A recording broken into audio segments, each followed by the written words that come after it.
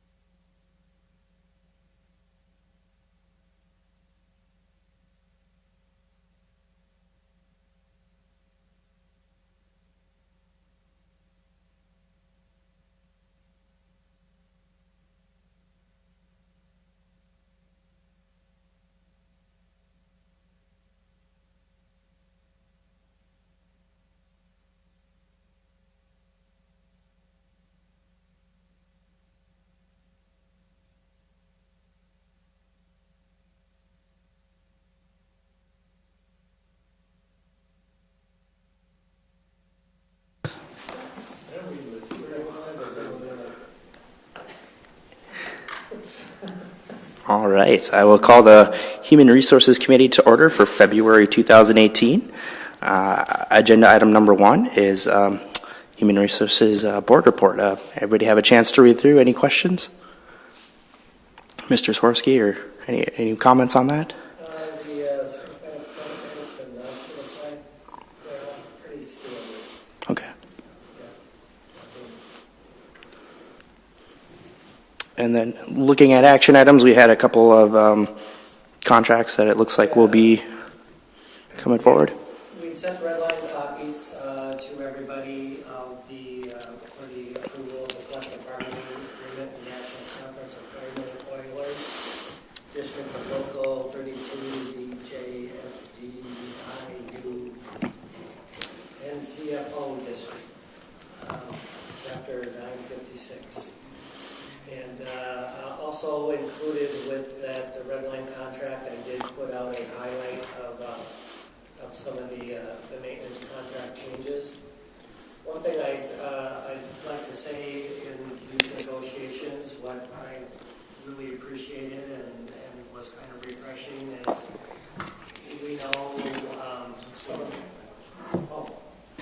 Yeah, we know some of our starting wages. You know, we've been trying to do that, and in working in negotiations with the unit, they were willing, in order to achieve some higher starting wages, is to forego their percentage of increase until halfway through the year. So where this contract for the first year normally for wage increases would have been July 1st, it is their wage increases are going to be effective January 1st, and then they took their other 0.5% for that increase and put it in a little higher starting wages for at least the first 3 classifications and some of the other classifications. So it was a very good, very rewarding session, and I think both sides were very pleased with the outcome. And I just had a quick question regarding the, sorry, carry on. Oh, no. You were just talking about the... Yeah, so that was in the maintenance group. Thank you. And in the paraprofessionals, again, that was a 3-year contract, basically clarified language, and then the percentages were the 1%, 1.5%, and 2%, which were in board parameters. Member Sandstead. Yeah, just how do we end up with a 3-year instead of a 2-year or 4-year? Is that well, when we were authorized at the beginning, we actually, for the teachers, the directors, and the principals, we did 2 years. We did cut it down to 3 rather than doing 2 2-year contracts, but we did give them the option of 3 years.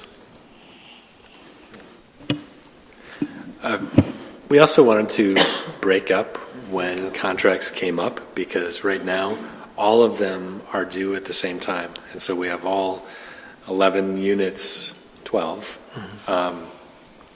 that are due at the same time. So now we'll try to stagger them a little bit more.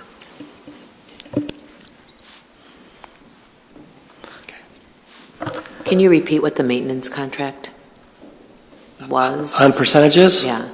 Well, the percentages were 1%, 1.5%, and 2% also, but what they did is they took 0.5%, essentially for half a year, and put the other % into some of those Okay.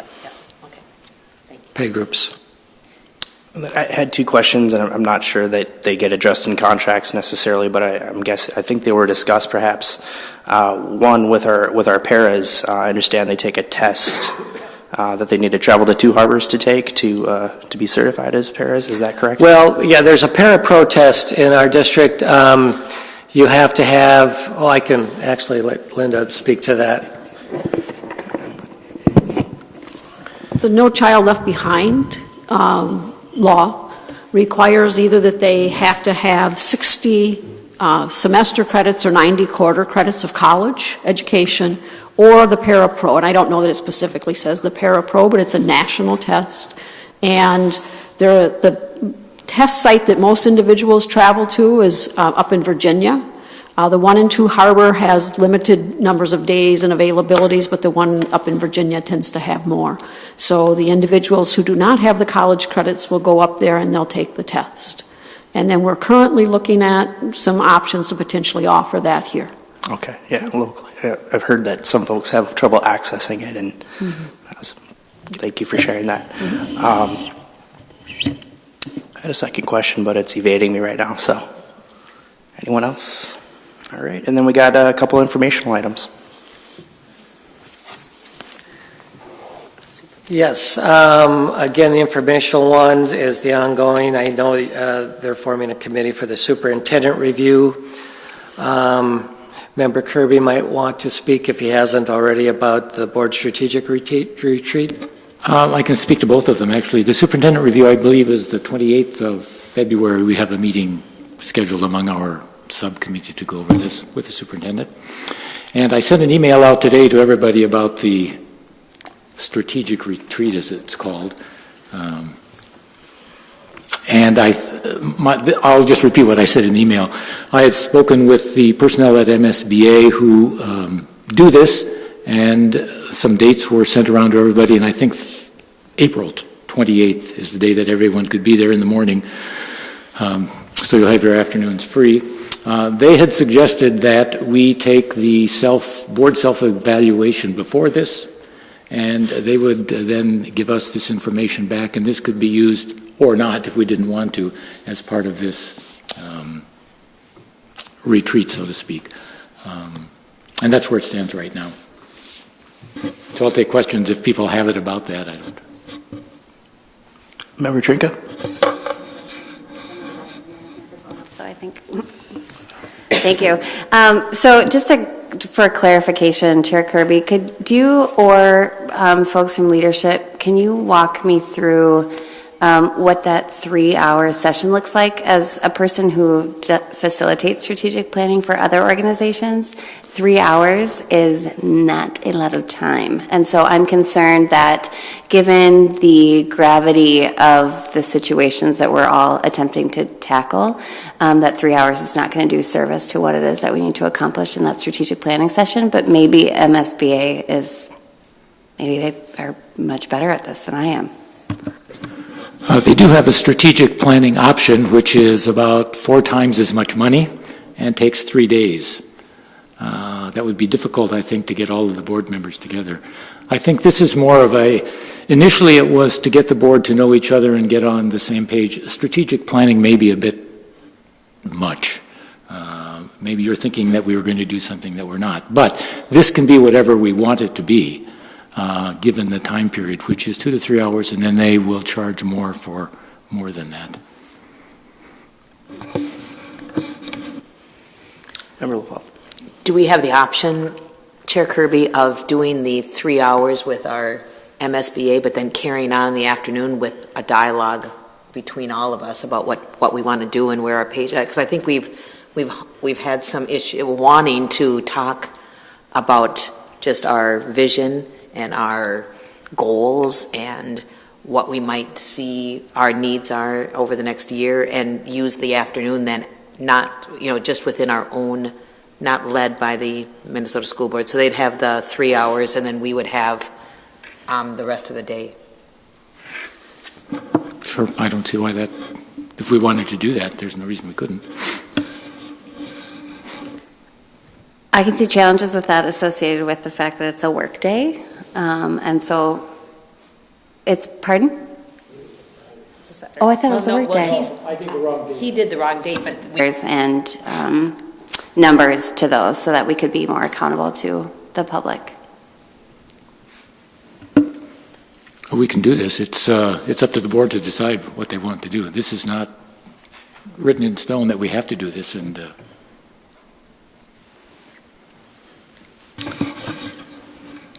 So do we want to go on our own and pick a date that works where it is us and not spend the money on the school board, or do we want to do the school board one and then look for another opportunity for us to meet for more strategic planning of our own?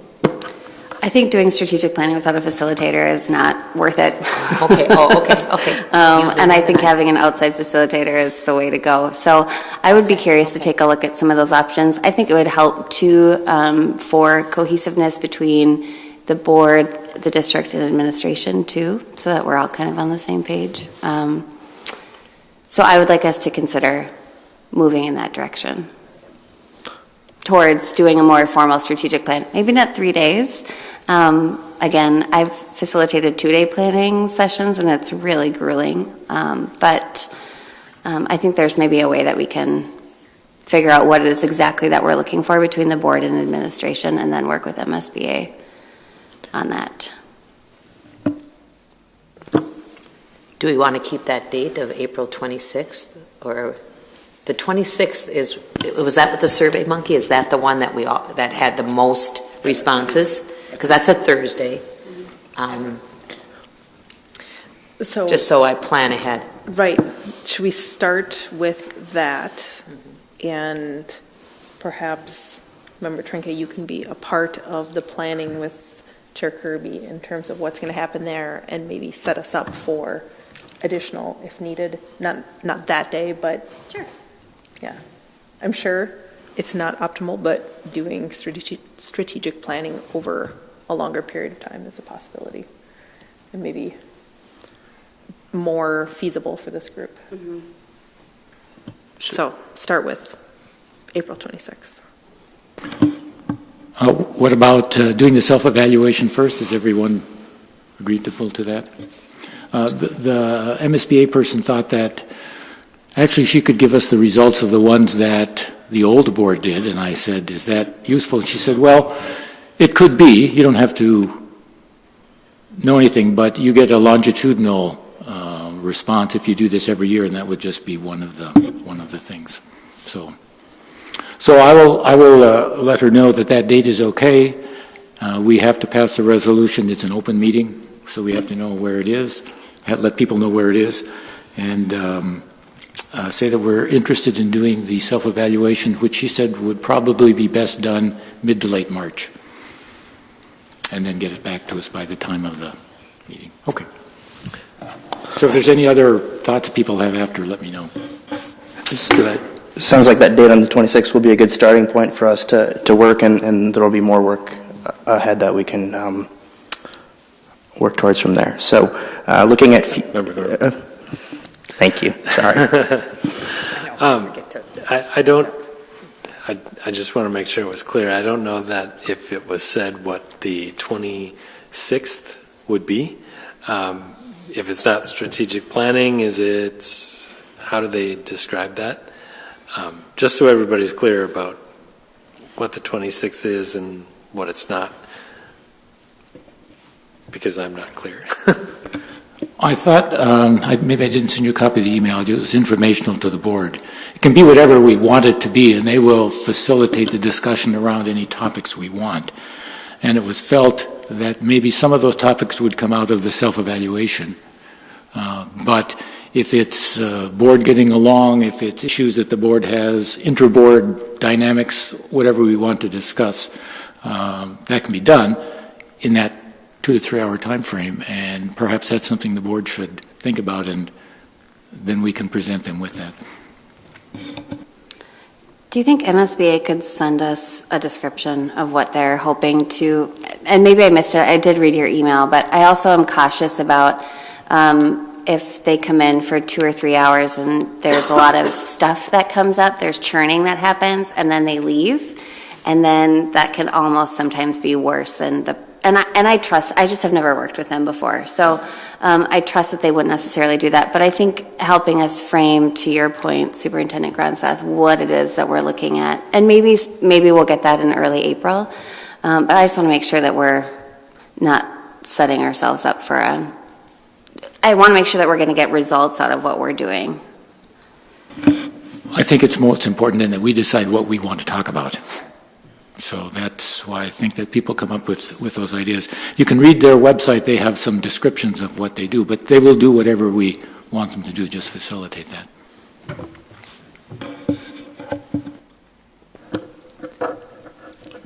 It sounds like we need a retreat to decide what the retreat topics are going to be, or and it has to be open to the public as far as what we as a group want to do. The retreat itself is also public.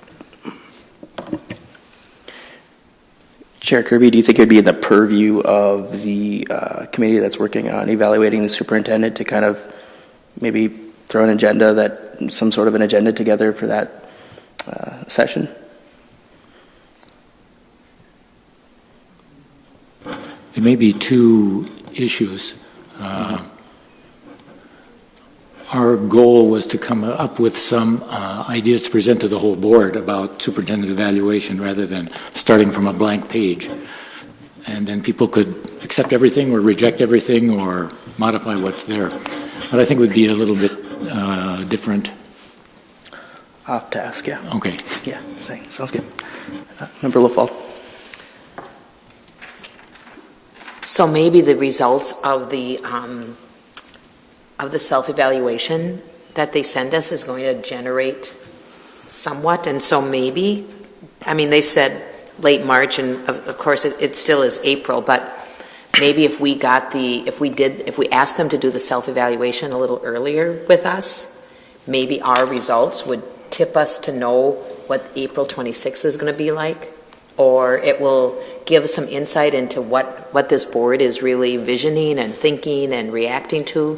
So if we did the self-evaluation even as soon as possible or just in the next 3 weeks, it might then generate more conversation about what April 26th. But if we wait till March for that self-eval, then that's only weeks away from our retreat. So I would suggest we might go ahead with the self-evaluation as soon as we can get them to give it to us, and that might generate where we want to go with our conversations on the 26th.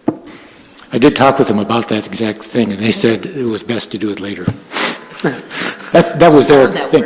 You can look at the self-evaluation and what it says on their website. It's a very lengthy thing, very. And so they give us summaries. They don't give us what each individual member said or anything like that. It's a composite. But maybe you should look at that and see. It might give you a little bit different perspective. Any further conversation? Okay. Mr. Swirsky? And finally, for future items, we're still in discussions with Member Oswald regarding the hourly wage rates for hourly employees. Thank you. And that concludes the HR committee.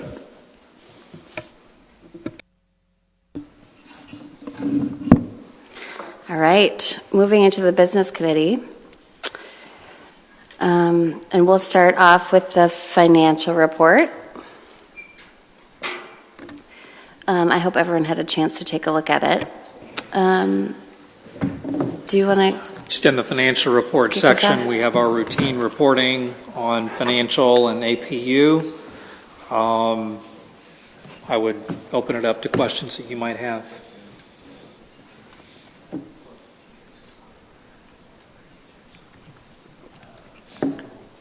As I indicated in the last meeting, we've been in a process of revising the formatting of the financial report that's not incorporated into today's document. I would anticipate that for our next monthly meeting, something to give the board a better measure of kind of where we are at this point in time, to better assess our whether or not we're on schedule in terms of our current year budget. So can you give us a little bit of an insight into what that might look like starting next month? I know that, because we had talked about this last month about revising the way that these are presented. Do you have an idea of what that might look like? In terms of format? Mm-hmm. One thing that I want to make sure is reflected there is, and it kind of ties in with the APU projections that are part of this section, doing regular updates on what the impact on a month-to-month basis of the APU projections. I mean, if you're tracking this every month, you'll see generally you'll see variation on a month-to-month basis as to what our APU projections are. And just to review, the APU is the additional pupil units that ultimately determine the vast majority of the funding that we receive through the state and on our local levy.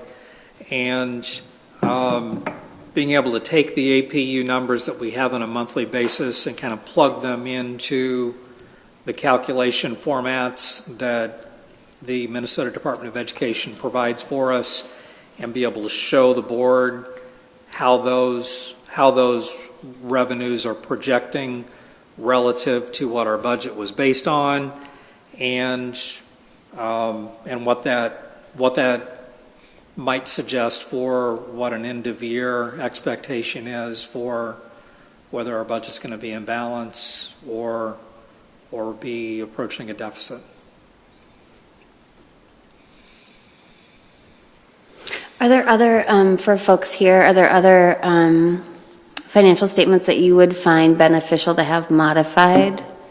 I'm thinking about some of the conversations that we've had and the board had before some of us joined around special education services, and I know that that's something that a subset of board members will be working on.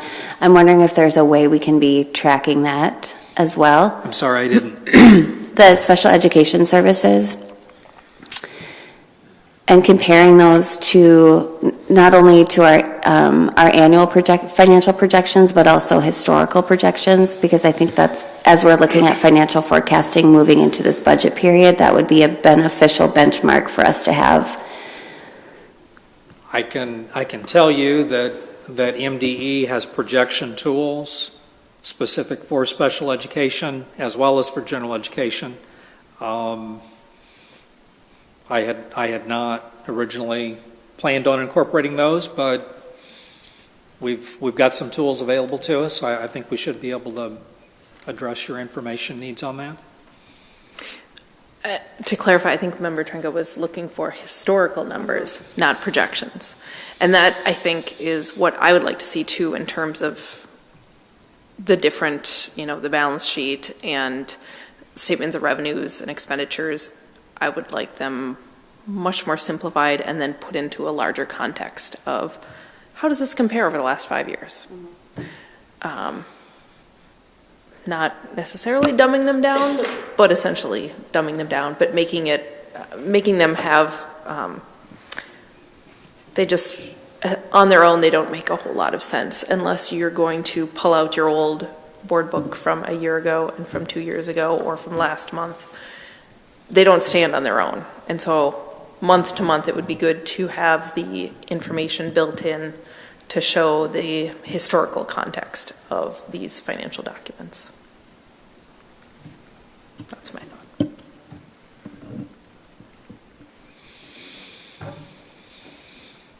Okay.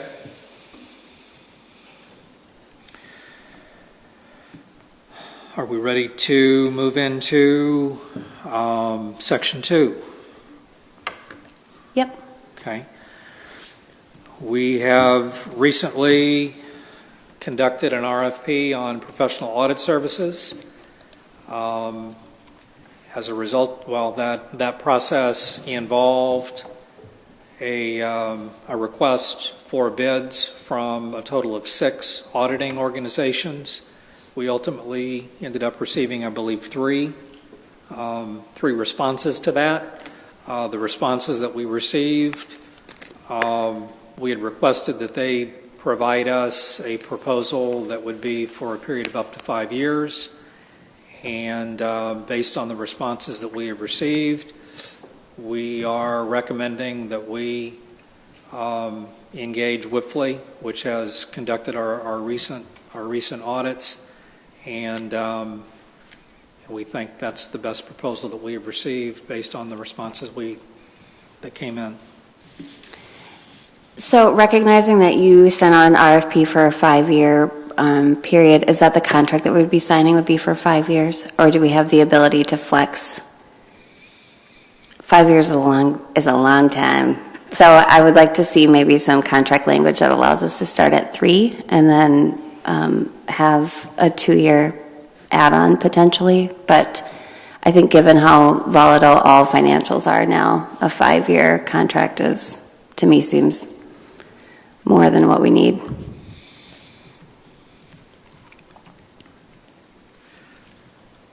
I don't know. Do other people have thoughts on that who have hired auditors?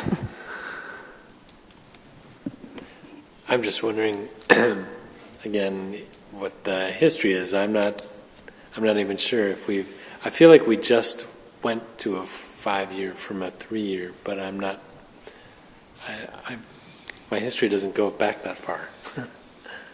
That might be good to know too. And the discussion that if they did just go from 3 to 5, what was the discussion around doing that? Can I clarify, did our RFP look for 5 or what did we ask for in the RFP?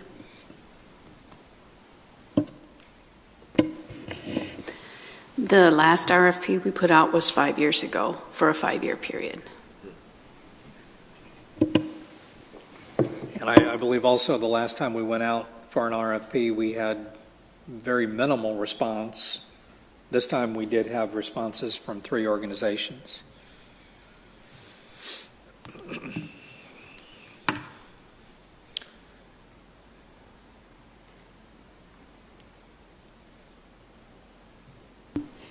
So are we voting on this? Or we're going to vote on this in a couple weeks, We right? won't be voting on it today. Right, okay. We'll be happy to take back your input and come forward with a recommendation for you in the meeting. What's the usual for other school districts? I mean, is 5 years usual or is this unusual? Does anybody know?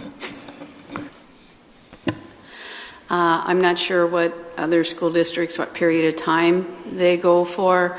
There is a learning curve anytime you change auditing firms, because there's a lot of history that they have once they start a client and then continue on. So I think, and professional auditing services are one of those options where we would not have to request a request for proposal because it's considered professional services. It was more a board decision 5 years ago to go out for a proposal to see what type of firms would be interested.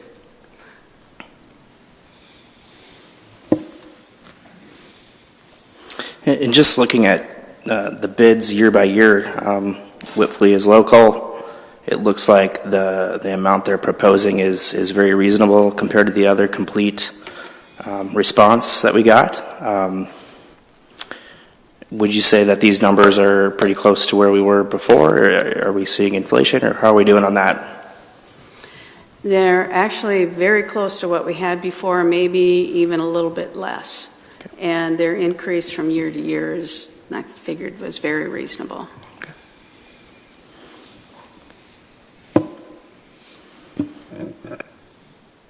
Great. Well, I'd be curious about the 3-year term. I certainly understand the learning curve, as we work with auditors as well, and Whitley is a really well-established, well-known national accounting firm. So I think, at least I feel comfortable with that. I would just be curious, given the financial state of the district, I think being more conservative on our contracts where we can be, especially with groups that we have a relationship with, makes some sense.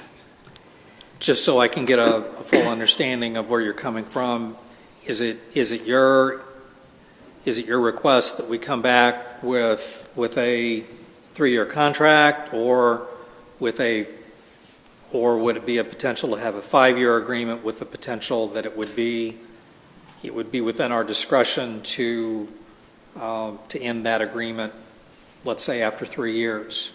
I think either one is fine. I just want to make sure that we're using our competitive advantage as much as we can when it comes to things like this. So I think either one of those would be fine.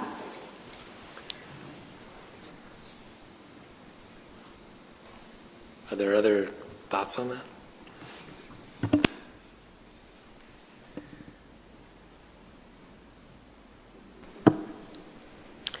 I think it does make for a complicated structure to put a 5-year contract and then be clear that in 3 years we're going to self-evaluate and might come back again.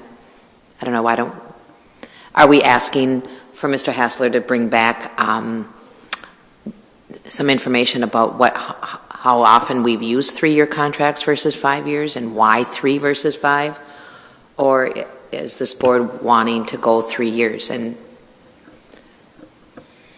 I'm just thinking that 3 years is within our scope as board members for our tenure, but also I think it's a little bit more standard, and I think to have the ability to reevaluate the contract after 3 years could potentially work to our advantage. Now, if the pricing changes significantly because we go for a 3-year with an option for a 2 as opposed to a 5-year, then that might change the discussion. But I just think maybe I spend too much time reading contracts.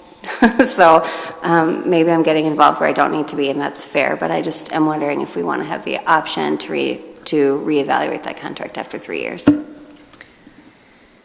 I just would clarify then, can we go back just to Whitley and say, would you give us a quote for 3 years? Or are we getting in trouble with our RFP if we are changing the scope? I think my response to that would be we didn't have to do an RFP in the first place. We chose to do so. Yet respecting what an RFP process is to the extent that we initiated it, I would be reluctant to go back to them and ask for them to submit new information to us. And those are just thoughts off the top of my head. I think we might have latitude to look at the proposals that we've received from the 3 different organizations. We asked for 5. One of them gave us a 1 year. I don't recall what the second one had a higher cost. I think it's probably within our discretion to say to all of them, thank you very much. We'd like to take the Whiffley agreement up through a period of 3 years. I think that's within our discretion to do that, but I'd want to look at our bidding documents and make sure that we didn't make a commitment to do a 5-year agreement. From that standpoint, one of the firms just gave us 1 year, so. That would be my concern as well, reading what we had out in the request for proposal and what the language in there is if we're requesting a 5-year proposal. So I'm not sure if we change it at this point what our options are. And there is another option, and that is that we reject all of them at this time and move forward with another RFP based on a 3-year term. How long has Whiffley been our auditor? The firm has been our auditor since I started here 13 years ago. So for a while. And they are the only local office. All these other 2 firms would have people that would be from the Twin Cities doing our audit here. Am I correct in that? Yes, as far as school districts, they are the most local one. There is, other firms that do school districts, but not anything in Duluth or surrounding area.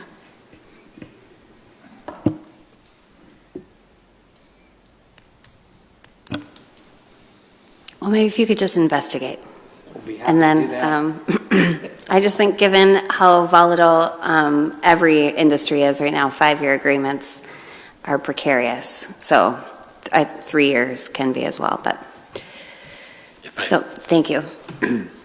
I did look up the last contract. If you're interested in looking up those on your own, it's February 26th of 2013 was the last contract, and it was for 5 years, and 3 responses were received. The annual amount was $39,500. I believe there was an escalator on it. Was there not? Subsequent years following a fee scale is attached. So, yeah. Thank you. I went to look at the one before that, but there was There's a paper copy. Good. Okay. Anything else under bids, RFPs, quotes? I think we're good. We do have an item specific to a proposal to negotiate an agreement with a local real estate company specific to the listing and marketing of school properties, including Central High School in Nettleton. Thank you. I've met with 3 local companies, and we talked about not only the fees that would be involved with their service, but the services that they would provide to the district, and included kind of their vision for what that would look like. After talking with 3, we did settle on one that we would like to negotiate with. I believe they're named in here, right? Yes. Greg Fulmer, Commercial Realtors. I thought that they were willing to negotiate what a commission would be, but also had a very good vision for how the the property could be marketed, had ideas about direct marketing and being more aggressive in their planning, and also followed up after our meeting with a much more developed plan than we spoke about in person as well. So that would be, of course, all, oh gosh, I'm losing my words. It'd have to be negotiated exactly what that would look like, and that would come back to you as a signed contract then. I think the discussion is, in the history of these properties, since the beginning of the long-range facilities plan, when it was first decided that these were properties that we were no longer going to be using, and there was a plan for the money from the sale of these properties to go to fund the long-range facilities plan. When that didn't happen, payments began to come out of the reserves with the thought that when the property sold, it would then repay the reserves. We have been able to, we sold Woodland, and we've watched that become Bluestone, and Kenwood became Kenwood Apartments. They've started work on Morgan Park. So those properties were successfully sold. We just turned Rock Ridge into the Hills, which is a great repurposing of that building. We have worked with many developers and organizations who have shown interest in both the Central site and the Nettleton site. And there's always been challenges with that. We had an hourly agreement with a local company that was helping us to work with developers when they were identified. We have not had it ever tied to a commission situation. And so that is a new discussion for the board, is do we want to continue to work with developers as a school district? I can tell you I am not a commercial realtor, although I did grow up in a real estate family. So there are things that I can do, and there's things that someone who does this professionally can do better. We have developed much stronger relationships with the city and the county and our state legislators, asking them to be more involved in this process. They too have access to financial tools to work with developers that we as a school district aren't able to help them with. And so we do have that kind of renewed spirit. We all agree this is a property that we want to see developed. We want to see it back on the tax rolls. And this conversation about how do we market more aggressively, the suggestion of working with a commercial realtor came up, and so I have had those meetings, and this is the recommendation that I have, that if the decision is made to work with a realtor, this is the company that I would recommend moving forward with.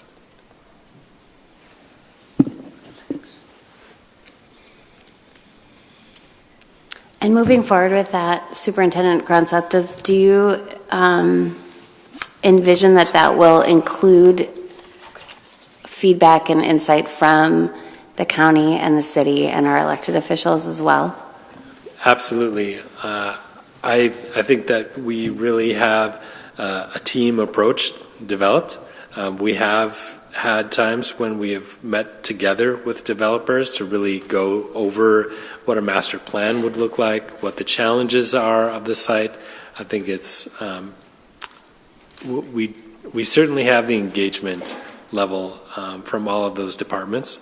They really need someone to come in, though, that has a solid plan for them to be able to definitely say, these are the tools that we recommend financially based on what you want to develop and how you want to develop it.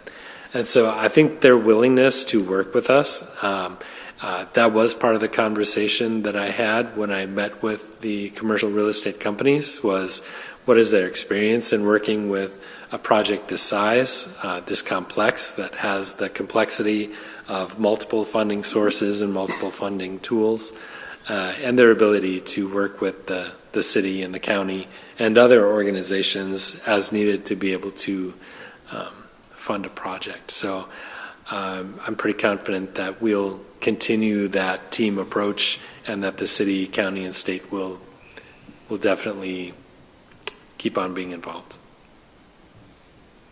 Great. Anything else you need from us on that front? Nope. If that was something that you wanted to engage in, you would be voting on that on Tuesday at the school board meeting. Great. As a contract approval. Next Tuesday. Yep. At the school board meeting. Yep. Oh, sorry, a week from Tuesday. A week from Tuesday, yep. But we're not voting on a contract, we're voting to authorize, or we're authorizing you to negotiate the exactly. contract. Okay. Is it worded that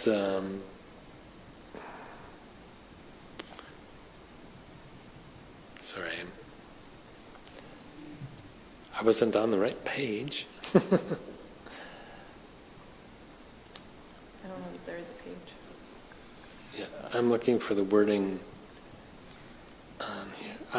It is recommended that the Duluth School Board authorize the superintendent to negotiate and sign a contract with Greg Fulmer Commercial Real Estate to list and market school properties to be sold, including but not limited to Central High School in Nettleton. So you're authorizing entering into that contract as well as negotiating. But if you want that to be something different, this is the time to discuss that. So would we want to put... You may have noticed, but I inadvertently moved us deeper into... You did, yep. That's okay. We're going to go back and do we'll those bebop others, around. but I just looked up and it was on my screen, so that's where I went. I'm sorry. So it was do we... something we were going to discuss. Is there tolerance, I guess, around the recommendation for the folks at the board to also include language around being very concerted about working with the city council, the county, and elected officials? Or do we see that as being, like, that's just kind of the understanding that we have? I can certainly make sure that that's in the contract. Great.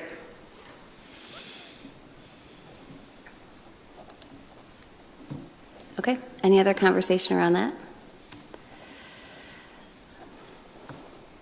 Mr. Hassler, now I am a little bit lost about where we are. But we will now return to policies and regulations. Great.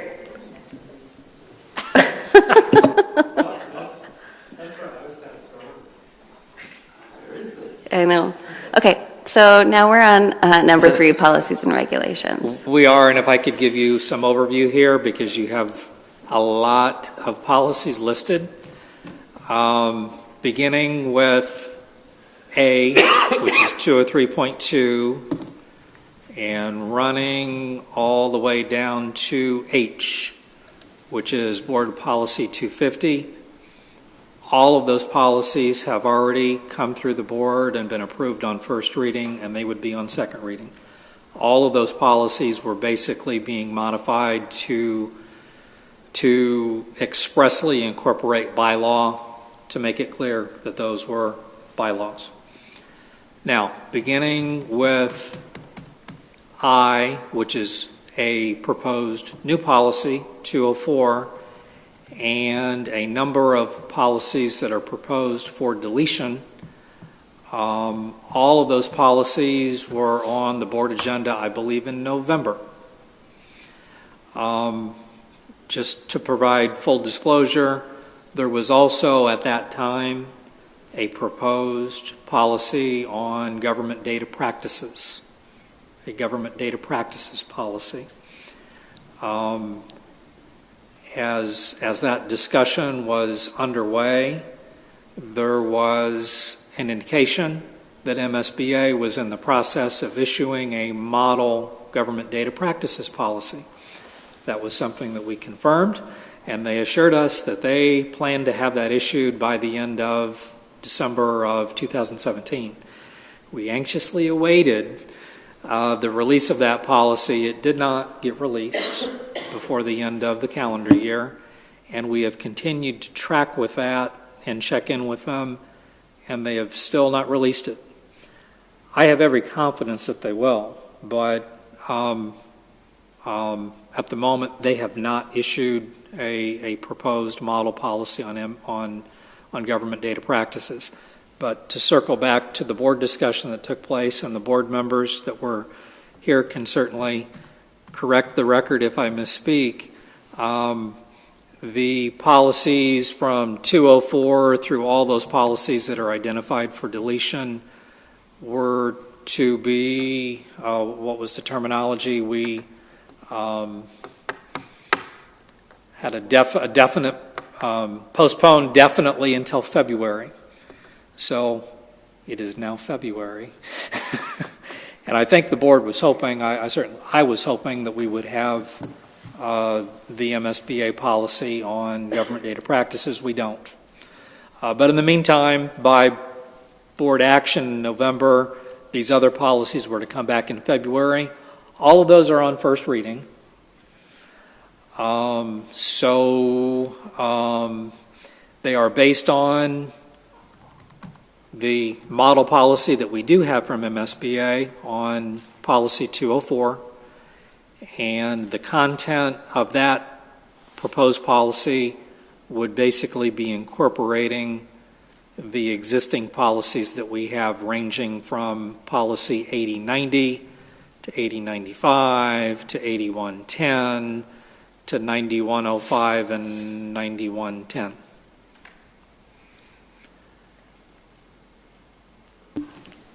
Is everybody understanding what you have in front of you?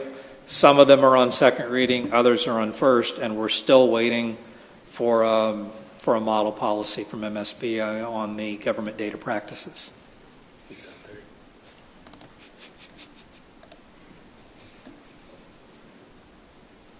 Sorry, I have a computer issue happening here.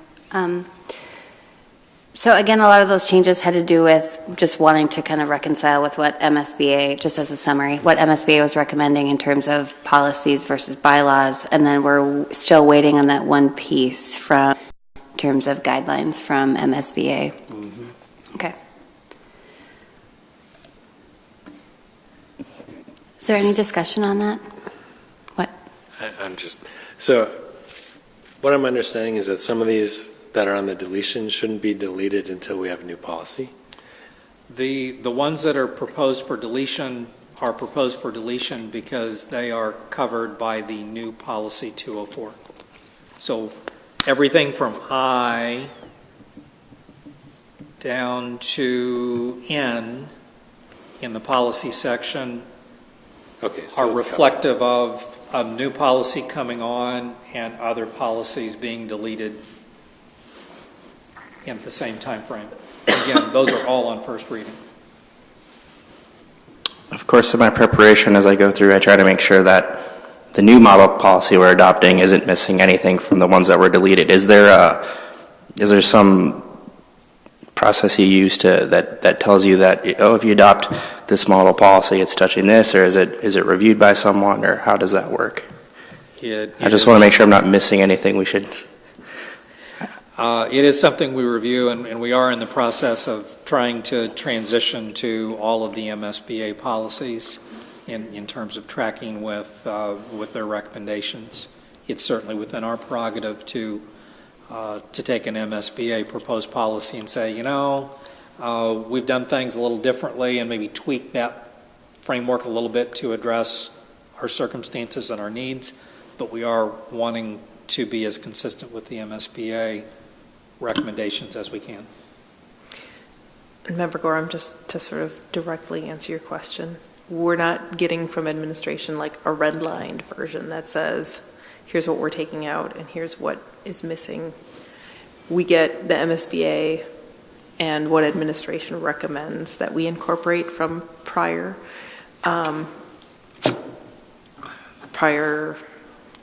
policies. Thank you. So if you are concerned that things might not, that are in our old policies may not get carried over, that is homework that we get to do individually.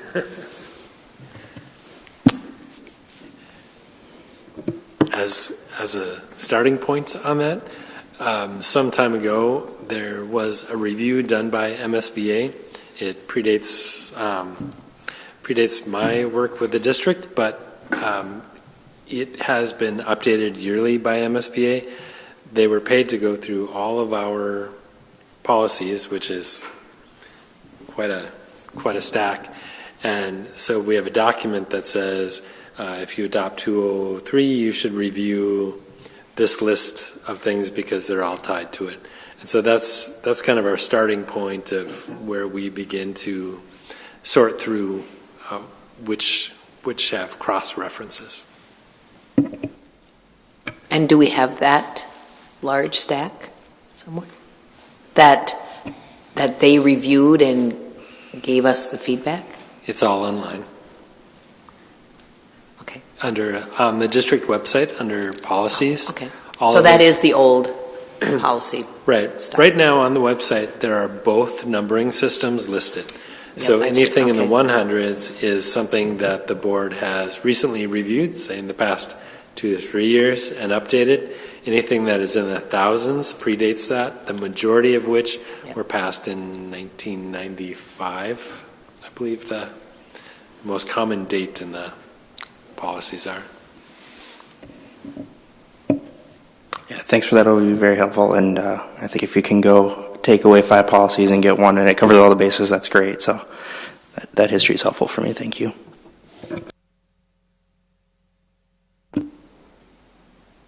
Any other discussion around the policies? Okay. Moving on to contracts, change orders, and leases. We already covered one of these, so we can cross that off. But starting with the security piece on Rock Ridge Academy. Yes, we are proposing an addendum to our agreement with Permar Security to address our changes of use as it relates to Rock Ridge. Specifically, the annual amount that we would pay would be reduced as a result of the reality that we are now in a building that used to be empty, and the security services that were provided there were different, and we also have some new hardware, I believe, that's been installed at the building that allows for the monthly fee to be reduced. That is correct. In the new buildings in the long-range plan, we own all the equipment now. We used to lease it prior to the long-range plan. So at Rock Ridge Academy, we now own all that equipment, and we only lease, or we don't lease, we pay for a monitoring service and guard service. So that's the difference, and Doug explained it correctly.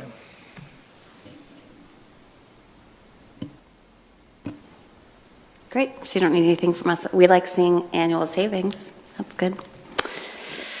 We talked about the real estate. So now moving on to change orders.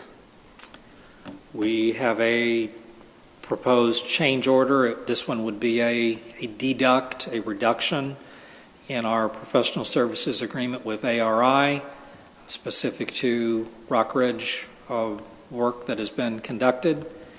And the deduction would be $26,000 from the original contract, taking it from $155,000 down to $129,000. And this relates to a reduction in scope of the work that they were to be providing for us. Does this have anything to do with your new budget forecasting tool that you're using? No, not really. This is more related to, we entered into agreement with ARI back in April, I think it was April of 17, more than a year ago. And this is a new method of construction procurement off NJPA. And we met with the NJPA people, myself and ARI and Kraus Anderson, and it's a new process for everybody. So ARI really didn't know how to provide a number to us because they didn't know how much work that they were going to be doing and how much the subcontractors and KA, and it was just a new process. So it's been a learning process for all of us. And in the end, ARI didn't have to provide as much work, actual work. They didn't have to do as much design work. They didn't they didn't have to do as much, so now we're due a credit. And then that's reflected in this, as well as they're going to take on the commissioning for a reduced cost because they're very familiar with the building now, so we don't have to hire a new commissioning agent, and that's incorporated. So there's added scope and there's reduction in fee in this, but ultimately it's working out in our favor. So it is a result of the new procurement process. That's not the language that I used, but... It's a new procurement process. We're a member of a state contract. Yes. So this is kind of adding on to what we discussed last month, where we saved some additional money because of the new process that you're using. Yes, that's correct, and it may not happen every time, but this time it definitely worked out in our favor. And then I guess I could go on to the next placeholder, change order number 2, which is similar to last month when you brought that up, and we'll have another I don't have the document today, I should have it tomorrow, but we'll have a change order to Cross Anderson for approximately $70,000. It's expected, it's planned for, and it's similar in nature to the change order last month. So it's budget compliant in our $3 million, and I'll put a cover letter on that explains everything, but they all kind of tie together. Dave, what is our expectation? Are we expecting any further change orders relating to the Rock Ridge work?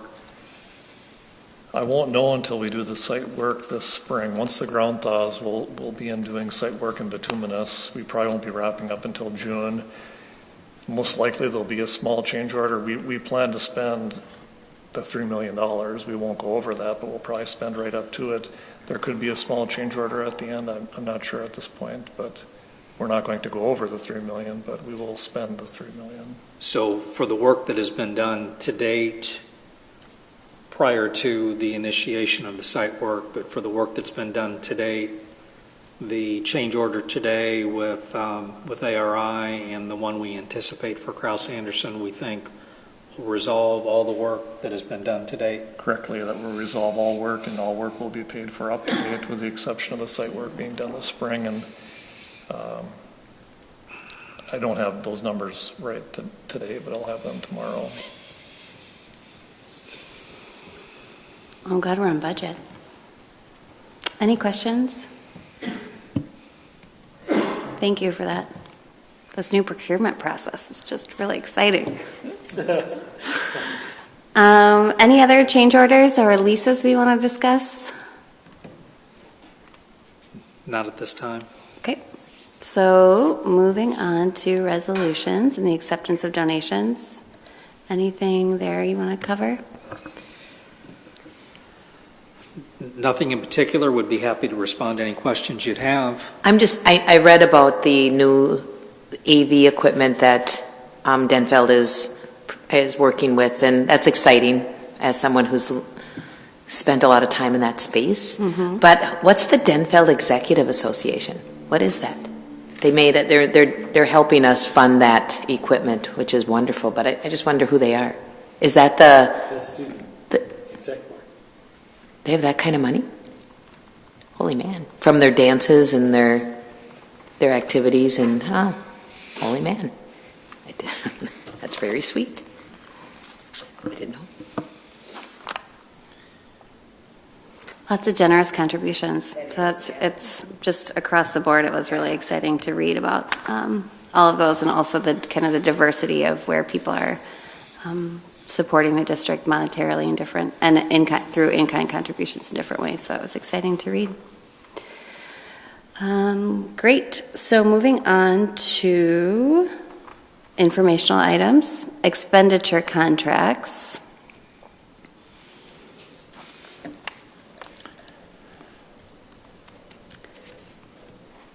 Anyone have any questions on those?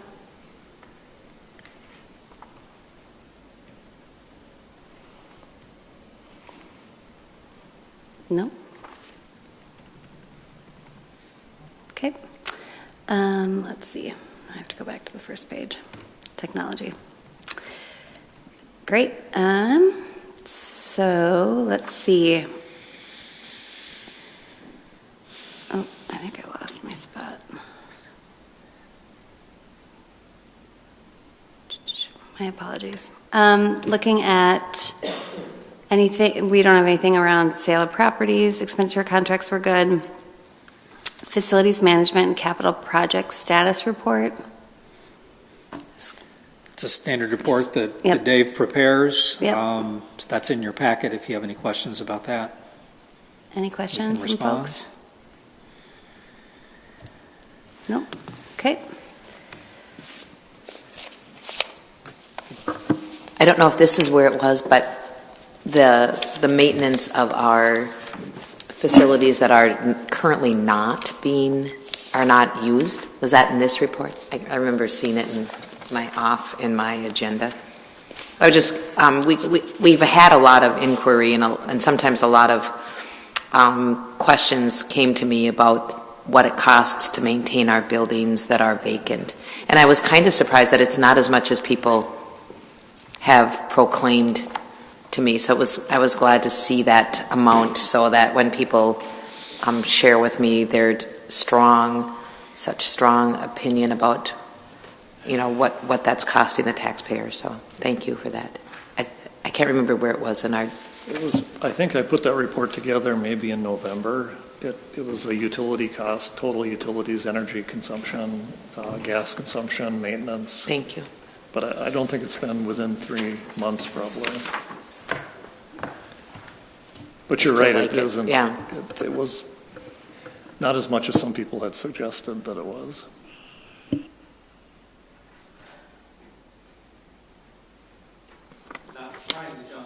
Not trying to jump ahead, but the last item on page 170 is a resolution that was approved back in August of 2016, I believe at a time when the board was taking action with respect to the broadcast of monthly committee meetings, and that resolution specified that the administration would come forward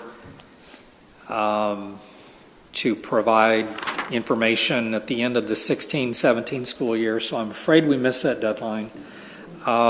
But the document that's been handed out to you reflects a meeting by meeting by meeting itemized listing of all kinds of things relating to the broadcasts that are done, including setup time, YouTube video length, takedown time, total meeting time.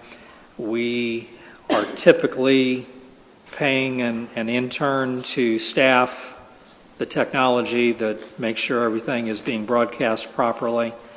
And you can also see in the far right column the number of YouTube views that occur on a meeting by meeting basis. On the back page of the document there is some summary information at the bottom, which shows total number of hours broadcast for committee meetings, total sessions, and we've also derived, I believe, an average. Looks like your cell got cut off. Yeah. Which is why those numbers aren't showing up. I hadn't planned to hand both these out, but I'd be happy to do so now because I think there's a little bit more information there. The information here is the same, except it's organized by meeting type. So you will see closed school board meetings, committee of the whole meetings, all organized together, education committee meeting, all organized together. And on the back page, you see a little bit more summary information, which shows specific to meetings, which I think is board meetings, information on the committee meetings, and an average cost of broadcast, and that cost is related just directly to the intern that is employed on a meeting by meeting basis to cover the meetings. You also see that the average view duration of an individual who is accessing this broadcast over YouTube is about 12 minutes. We got to get them early, I guess, huh? Thank you for all of our loyal YouTube watchers. So the average cost per meeting is at this. on the second one that you sent out, Right. is 2889. Yeah. Which is great. And then I think some of these dates must be off because you've got like November of 2018 on here. So unless we're doing an point. over-under on what, if we're taking bets here. We're anticipating. We'll compare it against actuals in November. Yeah, we've got a few 18s on there. Yeah. This is helpful, thank you. Mm-hmm. Any questions for Mr. Hassler on this? Any other business that we have on the business committee? I just have a comment. Since this covers only committee and school board, we're going to have to decide whether we want our retreat broadcast too. But we have to have a resolution anyway, and that can be included or not. I just bring that up. My 2 cents are that we do the retreat somewhere other than this room. Yes. And therefore, broadcasting probably is unlikely. But it'll be a public meeting, so people can come and watch us if they want in person. That's my suggestion. I just would like to add, go back to the construction and change order portion. The NJP procurement of construction has worked out really well for Rockridge, and I don't want everybody to think that that's the only method that we're going to be using moving forward, because it fits in certain places and it doesn't fit in certain places. If Bill and Doug said we were going to build a new school, we wouldn't do it. You know, it probably works for projects of 100,000 to 2 million, 3 million, and it may not fit all of those projects, but it's an option, it's a tool that we can use if it fits. It's kind of like, well, I shouldn't say it's similar to Chromebooks, because when we buy Chromebooks, we always buy them off the state contract because that's the cheapest place to buy them, but it's a method of procurement that has to kind of be evaluated with all other methods that we've used in the past. So I just wanted everybody to be aware and not think that this NJPA is the only way that we're going to be procuring construction in the future. Thank you for that. It's been an interesting process to learn about procurement, new procurement processes. So, well, with that, I think we can. Is there any future items? Are there any future items? Mm-hmm. Actually, I still have a comment about the video piece. Okay. The setup and takedown time would be there whether we were. Is that setup time? It's for the mics. It's for the computers, right? It's the whole. It's everything. So part of that happens anyway. So I think that's needs to be considered in that as well. One of the things that I think might be helpful moving forward too is I think with our last meeting we utilized that big television where we had things up on there. And so finding ways to utilize that more, for example, when we're writing out resolutions so that everyone in the audience can see it. We're not requiring that people can recall exactly what the resolution was. So I think finding ways to be more interactive with the technology that we already have to be more accessible to people would be beneficial. I think in the last regular board meeting, Melinda did have it set up behind her, and so she was going through the agenda to show that, but I like the idea of kind of the live typing piece of it too. Will we need a new resolution to continue this then? This only said to review it. We can just go ahead. Okay. Any future items for discussion? We're going to start having some more concerted budget conversations starting in a couple of weeks, correct? So all of our YouTube fans, stay tuned.